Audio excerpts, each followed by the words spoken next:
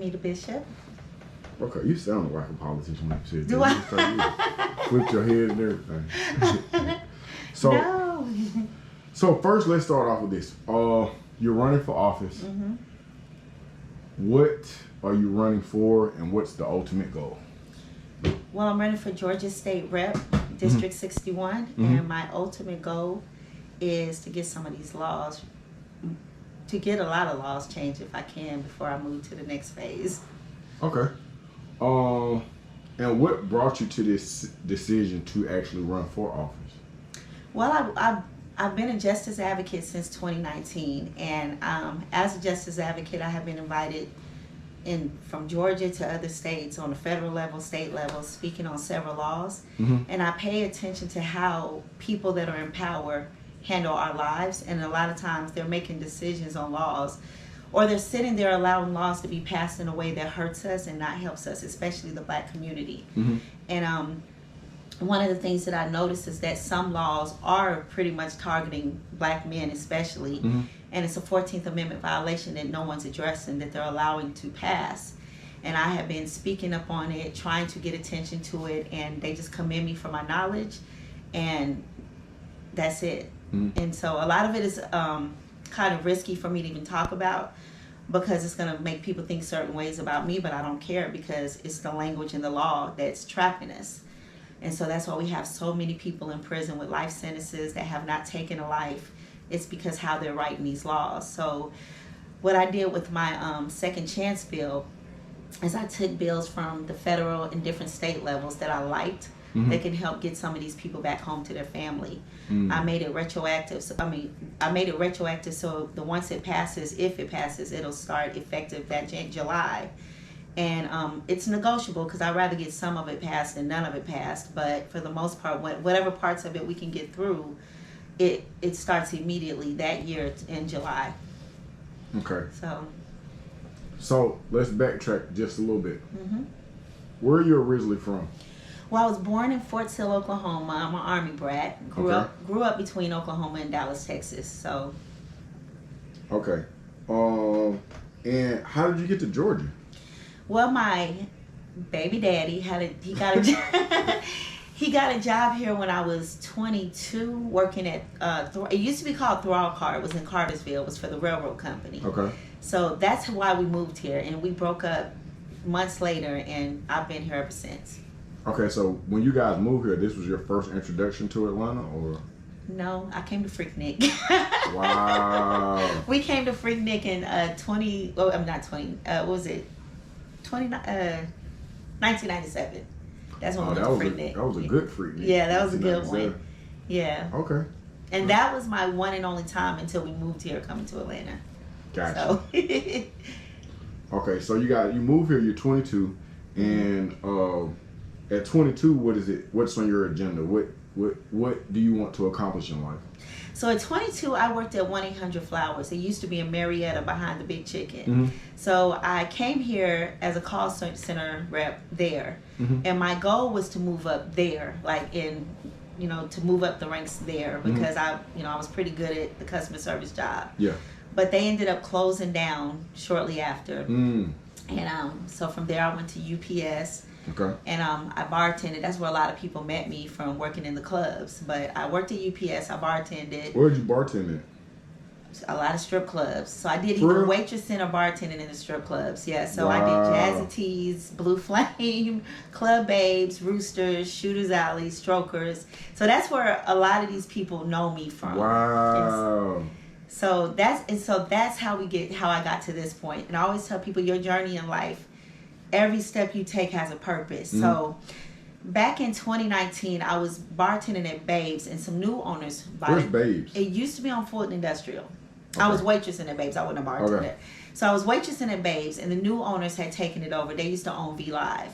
Okay. And they wanted old people out. Now I had just crossed into my 40s, so they were like, it's time for her to go. Like, I was like the big money maker there. Everybody that got a drink, they came and got the drink for me. Wow. And so the owner wanted younger people there, so anybody after like late 30s and up had to go. So on that very day, I was at home scrolling through social media, And that's when I saw a petition with a guy that I went to. They used to buy his drinks from. Excuse me. And on his case was also OGKK. Okay. So that's how all of this started. I thought I was just going to sign the petition and go on about my day. They ended up calling me because they knew that as a bartender, I had connections with somebody big in radio, somebody big in on the news on CNN, and they knew I knew these people personally. Like, I could call them. Right. So they had me call them to try to get their story, the truth about some of their wrongful convictions or unfair sentences, and they wouldn't tell the story. So they had me get on my social media, and they would tell me what to say. Now, KK was popular nationally. So now, for the people who don't know, who is OGKK? So OGKK is from Decatur, Georgia. He is a member of Growth and Development, GD, but he's well known as a coach here. They know him as Coach KK. He used to do a lot of what you do. He used to be in the youth. I actually interviewed him like maybe 14 years ago. Yeah, he used to be in the juvenile centers trying to get everybody to get their life together and all that. But in 2016, almost 10 years now, May 4th of 2016, he caught a wrongful conviction, and he is really serving a wrongful conviction. I learned about his case from his co-defendants before he finally reached out to me, and they were defending him. When I started sitting in court with them, I learned that the FBI had no evidence on him, that they basically found him guilty of just being a member of something, which is not illegal no matter what we think. Being a member of a street organization, being a member of the Klan, being a member of any of that is not illegal. It's when you start breaking the law. Right.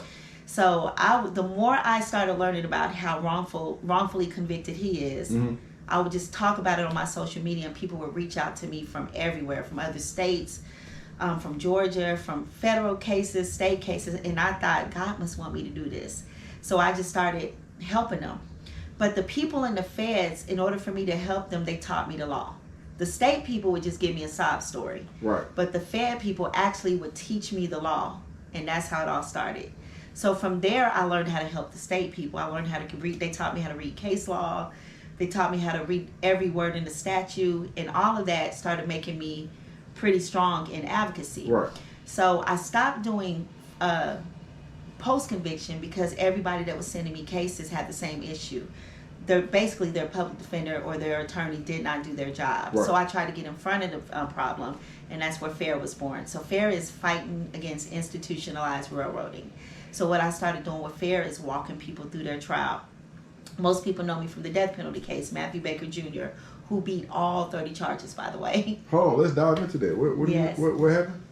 Oh, so you didn't know about that case? Mm-mm. Okay, so that's where most people met me. If they didn't know me from KK, they knew me from Matthew. Right. But same year, in 2016, Matthew Baker attended a bonfire at like a mobile home community in Henry County. Okay. He was the only black person there. He's biracial, but he was the only black person there. Okay. Now he leaves the party, and Jacob Koski ends up murdering 4 of the attendees of this party, like execution style. Matthew comes back as Jacob is shooting the last shot. He comes out the house, jumps in the car with them, and he has both guns in his hand. So at this point, Matthew is scared because he's thinking Jacob's going to get in the car and kill all of them. Jacob suffers from autism, schizophrenia, and ADHD, all at once, all of that mixed together. So Matthew's story to be killed. So when he saw Jacob coming out with the guns, he ran back to the car. Everybody in the car got arrested. It was 2 females, another white guy, Jacob and Matthew. All of them got arrested. Matthew was the only one that ended up being held for 7 years before they finally took him to trial. Oh, okay. 7 years. He was sitting in Henry County Jail doing 23 on lockdown, 1 out for 7 years. In 2024, we forced their hand to take the trial. And when I say we, it was me, Kaylin Womack, who was a journalist that came all the way from North Carolina to help. And we would force their hand to take them to trial. We forced their hand to put Jacob Koski on the stand. And they ended up beating the case. Matthew ended up got acquitted of all 30 charges. Wow. Yeah. What is he doing then? The last I haven't spoken to him in a while, but the last I heard, he was working at Amazon, and he's a father now. He has a baby, a newborn. So let me ask you this, because I have seen over the years, I see you putting in the work, but one thing I know about putting in this work, this kind of work, it don't pay no money. It doesn't. So how are you bartending on the side and saving the world in the daytime? Or? So no, I do rideshare. I used to work at UPS. I quit UPS in 2021 because everybody had to go to court, and then I was getting called. I had started advocating as a virtual advocate with Rikers Island, and I would have to fly to New York to go to court with them. So the only way I could be flexible was rideshare driving. So that's what I do. Wow. So yeah. Wow. Yeah. Okay, so I seen online, I don't know, maybe 10 plus books. In my mind, I was like, I don't know where she finds the time to help people and write books. But how many books have you authored? I have authored 10. The first 7 books was desperation to save people. Like, it's hard to get people to see what you're seeing. So what I did with Life Ain't Fair, that series, I started off in book 1 by telling them who I am, where I come from, and how, and I lead them into me starting to advocate. So from book 2 to book 7, I'm teaching them the law. Everything that I know, if you buy this book, you're gonna learn it too. The law is currently in 4 federal prisons law library. All 7 of the books are currently in 4 law libraries in the federal prison system. Because I'm so thorough, like I use the art of storytelling to teach them the law. But I'm like, me and KK was on the phone, and this is what he said, and I put his street language in there, but they're teaching me the law through street language. And then I go back in and I tell them what the law actually says and what should have happened, but because they didn't do this, now this is happening. But it's so good. The people that's read it, they love it. Like they read it all the way to the end, all 7 books. So if you're not in federal prison or state prison, but you want to get a hold of these books, how do they get their copies? They're on Amazon. You can just look. Most people find it when they put my name in, all 10 books. Now, We the People is constant, because I'm trying to teach the people the Constitution so we know our constitutional rights. So We the People is all about our constitutional rights. So book 1 is, what is it called? One Nation Divided Under God, Freedom of Religion. Book 2 is our freedom of speech, expression, press, and it's called Censored. And then book 3 is We're Armed Because You're Dangerous. It's all about the Second Amendment. Okay, so you say you was talking to OGKK while you was like almost translating. So for those who don't know, what's in the making for him? You guys are working to try to help get him out, or what's the situation right now? Yeah, it's gonna take a lot because he's already everything's that he doesn't have any more chances. On the federal level, you have compassionate release and clemency, but he's lost his appeal and he lost his habeas. And which is most of the people sitting in, if you've been in prison after more than 10 years, that's pretty much almost everybody's situation. But it's not because they're guilty. It's because the trial attorney did not do what they were supposed to do during the trial. So right now, the biggest thing I got going is in the state of Missouri. They're going to be my case example of a class action suit if we can pull this off. I have over 100 indictments from different prisons in Missouri where they were not legally indicted, where they didn't even go before the grand jury. A lot of the indictments don't even have what the actual charges were, and yet these men are sitting in state prisons in Missouri. So I'm working with a couple of people up there to try to get this to the news because no attorney wants to touch it. They don't want to touch it because they feel like they'll have to overhaul the entire prison system if I bring this to light. So with a situation like that, are you ever afraid? You said that fast. No. And I'm only saying it because sometimes when you disrupt a well-oiled machine, and you could possibly cause it to crumble to one degree or another. I have had death threats. I have been ran off the road. I've had my tires slashed in front of a courthouse, and I ain't been touched yet. Bring it. That's how I feel. Where does this strength come from? You know where it comes from. Yeah, it comes from God. I believe for me to learn this stuff the way that I learned it, and to be as good as it at the law as I am with no law degree, it had to come from God. So I don't know where this is going, but I just follow him.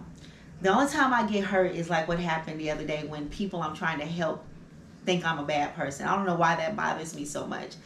the people in power, I'm expecting them to go against me. And the closer I get to whatever it is they don't want us to do, and I start getting resistance, that's when I know I'm headed in the right direction. Okay, so we're definitely gonna get into that. But I saw a post on your page, and it was in regards to OGKK, and I saw you explaining that you had not departed. Can you dive into that? Yeah, so some guy reached out to me. There's a white guy who I think he used to play football for KK, and he's been following the case, and he didn't see me posting anymore. And so I messaged KK because he wanted to get in touch with KK, and then KK kind of was emotional because he's innocent. Right. He's really innocent, right. And he felt like, his son and other people follow me, and they say I barely talk about him anymore. And I said a lot of times, I get that from a lot of people that I advocate for, but sometimes I have to move around to get back to you. Right. Because I might learn something over here and it'll help somebody over here. Right. I can't just be a sitting duck and we're not moving. I don't know what else to do, so I have to put my mind somewhere else. And always it'll lead me back to somebody else, if that makes sense. Yeah. Okay. So I want to dive off into the system, but I want to touch on this first. So you have an event coming up on May the 8th? Next Friday. Okay. What's taking place at this event? So initially, I only wanted it to be a press conference where I was going to invite justice advocates, a few families of incarcerated people, and myself. And it started that I was only going to introduce the Second Chance Bill as a press conference in the Rotunda. But they told me that because I'm a candidate, when you're running for office, you cannot go inside the Capitol building. I just don't want to lose any of the footage. So you initially, as an individual who is running for office, you are restricted to what you can do outside of the Capitol. Okay, so now before you go into this situation, do you have knowledge of this, or is this? No, I didn't know that until I filled out. So on the day that I signed up my declaration of candidacy, I also signed up for my petition to be inside the Capitol building. And the Callie called me and she said, unfortunately, because you're a candidate, you can't. I can't approve this, but you can go across the street. So she told me if I was willing to go across the street to Liberty Plaza, because it's public space, then she would approve the permit. So I agreed to it. Okay, so but at this time though, now there are other people that are involved. No, nobody was involved yet. It was still just me. Okay. Yeah. This was on March the 3rd, so nobody even knew. If they didn't follow my social media, they had no clue that this was even going on. Okay. My whole goal was to get this bill out. And simple as that. Simple as that. So I was trying to figure out a creative way to get it, to let it be known that, let me see how I'm gonna say this. Like I put a post up yesterday trying to explain to everybody, I'm not trying to make this political, but you need legislature. We cannot just keep marching up and down the street. We cannot just keep sitting at the Capitol building, going to the governor's mansion, sitting at the parole board. You need a solution. So I'm not saying that the Second Chance Bill is the best solution, but it at least gets the conversation started. So it's a starting point. So what I was planning to, so I changed it to a rally because Liberty Plaza is big. Right. So then I said, okay, well now let me invite as many people as will show up, because usually I don't usually get no more than 75 to maybe 100 people anytime I do an event. Right. So that's what I was expecting. So I was going to let them talk about their families, still do it as a press conference, but I'm going to introduce the bill. I'm going to tell what's in this bill, let everybody tell me whether they like it or not, even the politicians, because if they like this bill or parts of this bill, it's the politicians that's got to get it to the floor. Right. And, so that's all it was. I just want that, like, this is a solution, my proposed solution based on bills that exist on the federal level in other states that I wanted to see in Georgia. I did it strategically because I'm not going to say the party, but one party is always the holdup.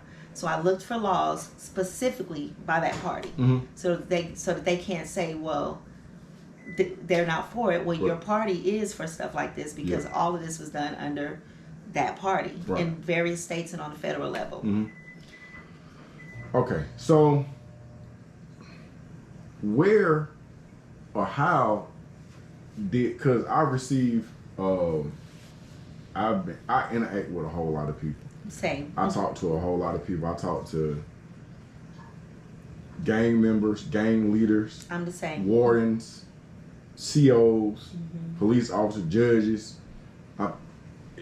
You're just human, as far as I'm concerned.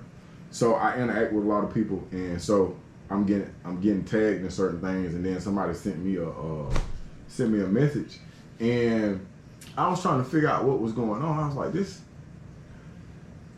I didn't know what the misunderstanding was, and I don't know if you can even clear it up. I'm gonna try, but some people are gonna believe what they want to believe. Okay.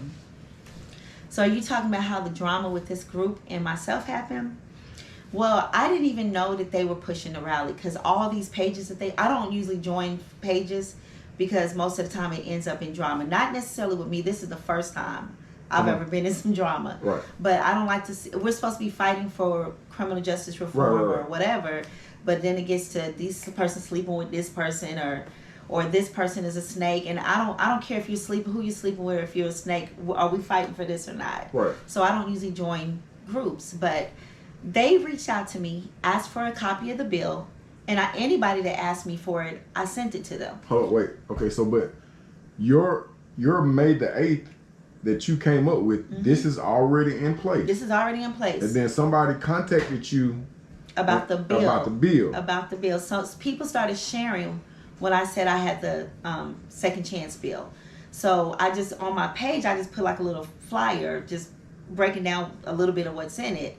So they started reaching out to me for the bill, asking could they see it. I sent it to them. They loved it. And then I told them, May the 8th, I'm having this rally to present the bill if you all want to come. And that's how it started spreading. Now, they all said yes. And then a week later, another one of them said, oh, we're really pushing for this rally because that bill and this, we need it. And I just took it that God sent me some help, because trying to raise a child, work, run for office. And that's how you've been moving the whole time. You just kind of been. Yeah. So I'm used to just doing all this by myself. I've never had anybody pull up and help me with a rally before. So I took it as a gift from God. And it started off wonderful. They was going hard. Not even going to lie. They got the guy from Alabama. Hold on. Summer. Summer. You okay? Okay, so I saw a flyer with the guy from, I think he's from Alabama. I think his name is Danny. How did he get involved? They reached out to him. Now, this is after you've come up with everything, and then the people that are rallying behind you, they reached out to Danny. Yes, they reached out to him. And then when he agreed to it, they reached out to me and said, hey, he wants to come speak. And I was like, sure. So they introduced. This is you thinking that God is sending these people to help. Sprinkling you. Yeah, okay. So they told me about him and a few other people that were going to come speak. And I was thankful because. Side note, have you seen the documentary? Yeah. It was. It was a lot. It was a lot. It was a lot. And when that documentary came out, I thought this is exactly what we needed. Right. And I was hoping that Georgia would, because we have the DOJ report to back up what this video is saying. So I was just hoping that we could just move from state to state like the civil rights movement did and make this grow. So I was actually happy to meet him. Right. I know a lot. I work with a lot of people in Alabama. But he wasn't one of the main people in the documentary. He had like a little line in it.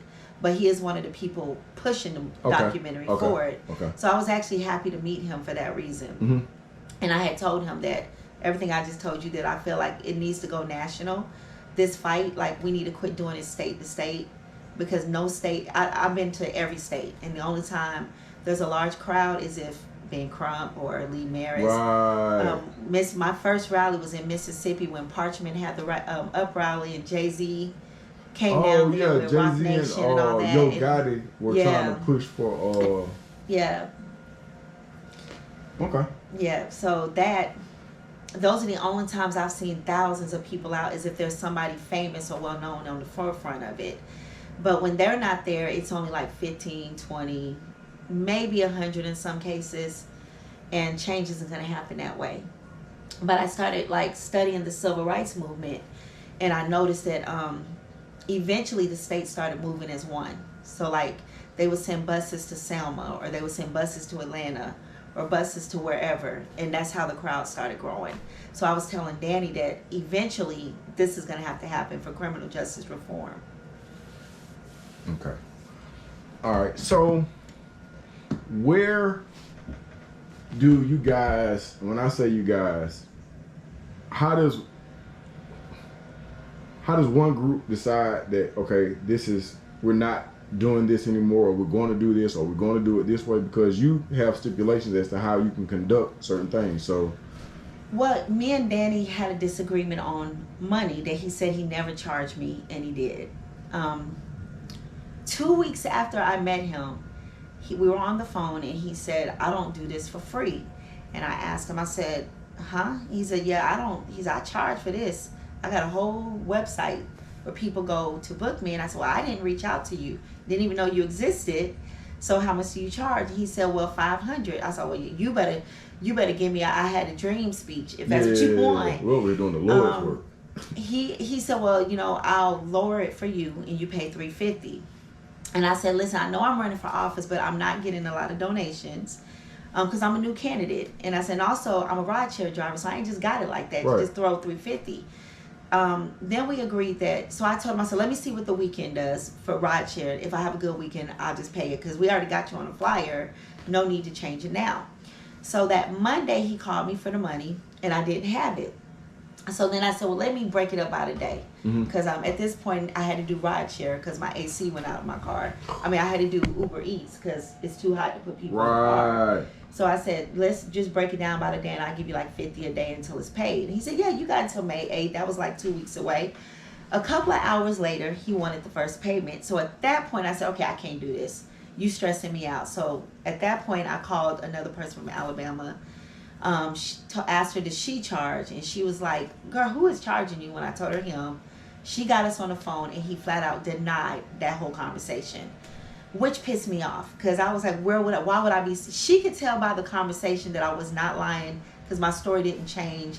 And we both agreed that payment was talked about. And he said, well, you shouldn't have agreed to it. And I said, you're right. I should have just told you no flat out from the jump. I said, but you're sitting here like you didn't tell me that you wanted to get paid for this. Right. Then he started telling people that I gave him the rally. I did not give him the rally. I don't like to host my own rallies. I like to be in a crowd, mingling. There's going to be other politicians there. Families that I advocate for in other states are coming. So I like to be in the crowd until it's my time to speak. Right. So I asked him to be the host, and he accepted it. That's it. I did not get this man a rally. Why would I give you a rally? And I'm running for office, and I'm trying to get more recognition to myself.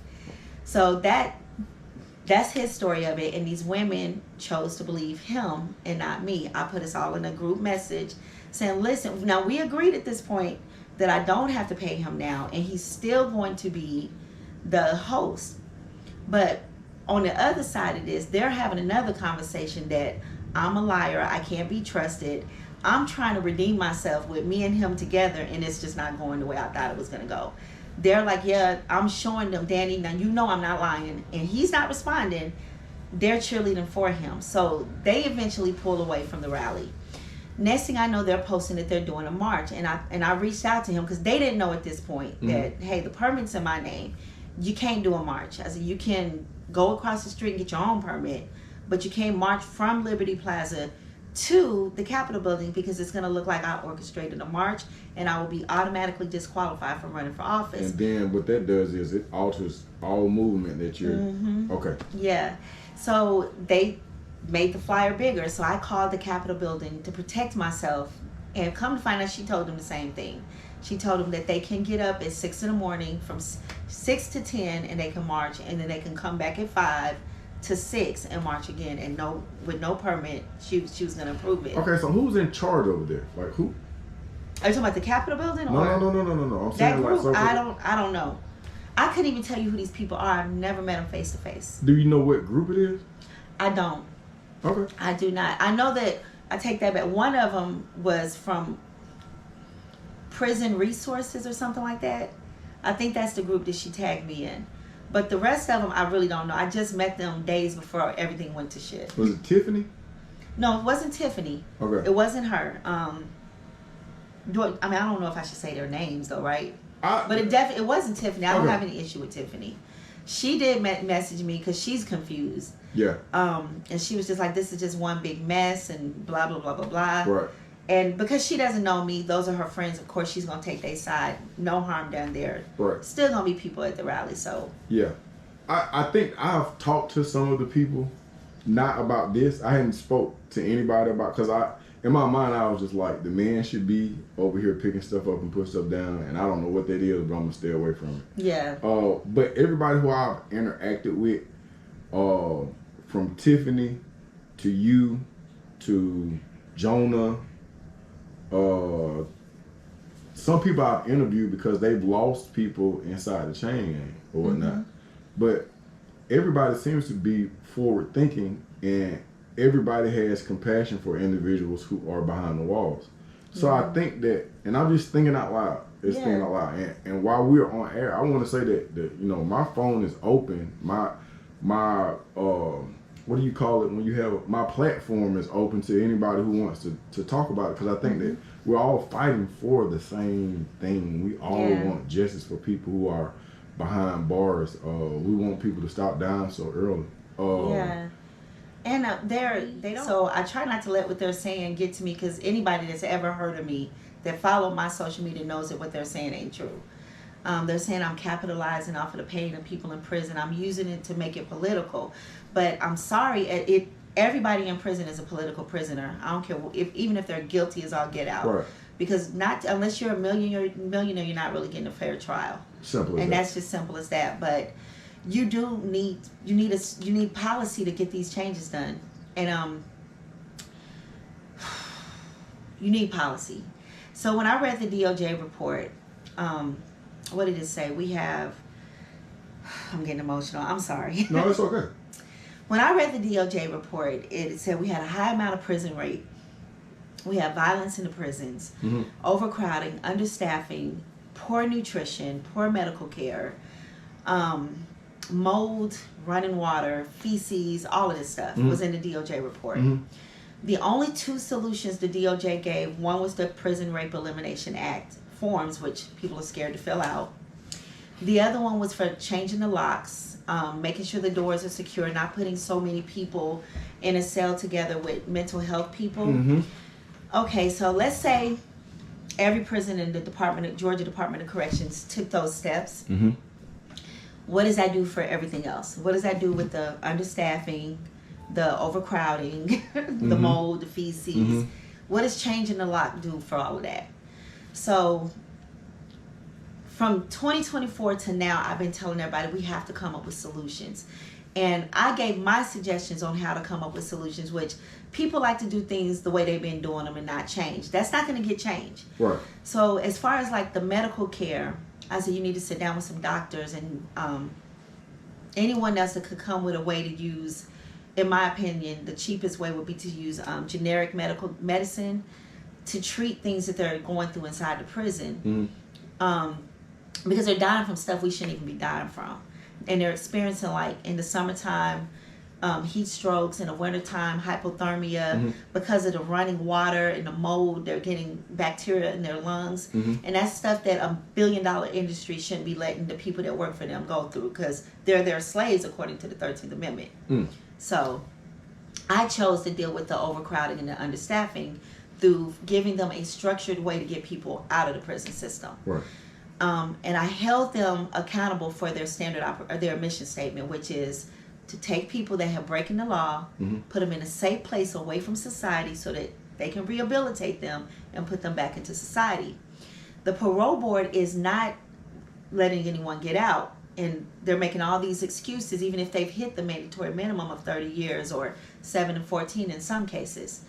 So my argument is, if you're trying to tell us that these people aren't rehabilitated, then whose fault is it? The Georgia Department of Corrections.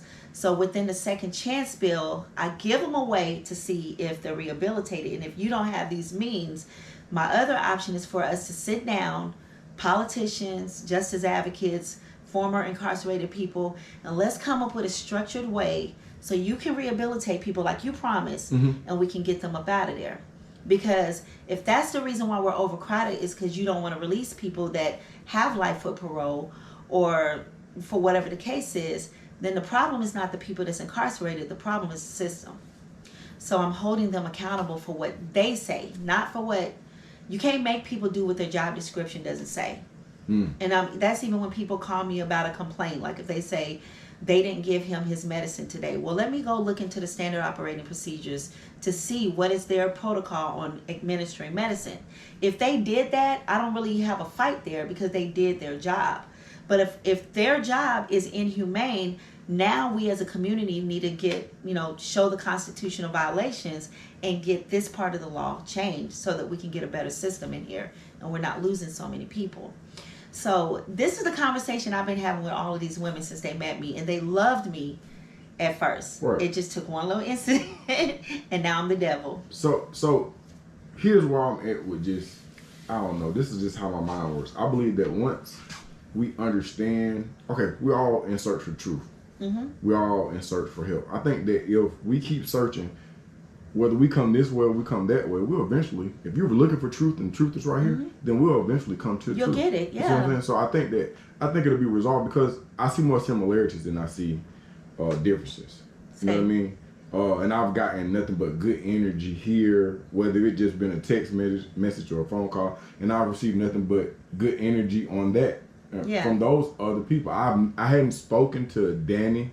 I was told to give him a call because he's trying to get something done, but I'd be so busy rocking and rolling, man. But I think that at the end of the day, man, I think that everybody involved in this situation, I think that we all have a similar goal. Here's where I'm at as an individual who was previously incarcerated, and I've received a full pardon, and I put in work in the juvenile, the prison system, the courthouse, the classrooms, everywhere. This is what I learned about myself, and I'm just thinking out loud. I look really good in a pair of Jordans. Yeah. I'm talking about the way that my ankles are shaped, and if I wear black socks. But I'm a stronger Scottie Pippen. I'm a much stronger Scottie Pippen.